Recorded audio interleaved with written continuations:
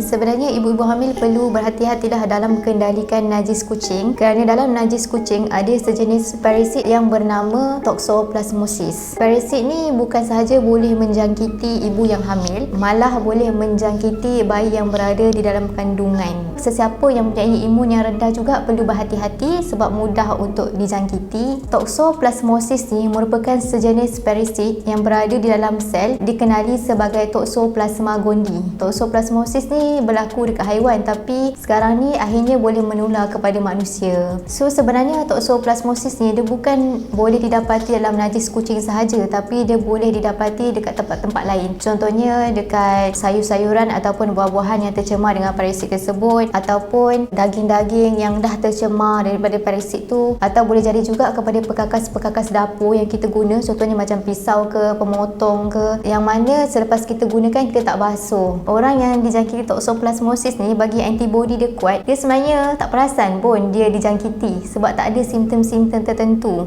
Tapi sesiapa yang imun dia rendah, terutamanya ibu yang hamil ataupun memang badan antibody dia kurang ataupun rendah kan, dia mudah untuk mendapat simptom macam sesema ataupun sakit-sakit badan. Toxoplasmosis ni dia agak bahaya sebab dia boleh merosakkan kita punya otak, mata dan juga beberapa organ lain. Kadang-kadang ada orang bila dia kena, dia perasan yang penglihatan dia semakin kabur, ataupun mata dia rasa sakit, ataupun mata dia ada merah-merah ataupun berair. Ini di antara tanda-tandanya lah. Macam mana kita nak cegah daripada toxoplasmosis ni dijangkiti kan? Yang pertama, kita perlu bersihkan najis kucing kita setiap hari. Pasir itu perlu bersihkan lah, jangan skip satu hari. Ada orang bila dia bersihkan, dia rasa macam penat lah nak bersihkan hari ni, esok tak banyak pun najis dia. Tapi sebenarnya kita tak tahu toxoplasmosis dah menular ataupun tidak. Sebab toxoplasmosis ni dia boleh menular selepas satu hari. Untuk ibu-ibu yang hamil ataupun untuk yang antibody dia lemah, digalakkan untuk menyuruh orang lain lah yang uruskan ataupun kendalikan najis kucing. Kalau tak ada sangat, pakailah sarung tangan, pakailah mask. Selepas bersihkan najis kucing tersebut, bersihkanlah kita punya tangan dengan air dan juga sabun. Yang kedua, elakkan daripada ambil stray cat masuk ke kawasan rumah kita, masuk ke dalam rumah kita lah. Lagi-lagi anak kucing, sebab anak kucing ni lagi mudah untuk dia melepaskan parasit jenis ni. Yang ketiga, apabila kita nak masak ke, kita perlu basuh dululah sayur-sayuran ataupun daging-daging yang kita nak masak tu. Kita tak tahu sama ada dia ada dicemari oleh toxoplasmosis ataupun tidak, dan dalam masa yang sama kita